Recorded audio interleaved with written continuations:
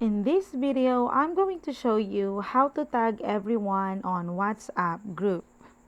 So first, you need to make sure that your WhatsApp is updated. So just go to your Play Store and update your WhatsApp app. So once you open your apps, just go to your groups and then you just have to type in at. There you go. And all your group names will appear here. So if you try to click the names of your group mate, it will be added here. So just go ahead and just type in at, and all the names will appear, and just select them. You can also add a message once you're done tagging all your group friends. So like what I'm doing right now, I tag all my group friends and then this is my message right here.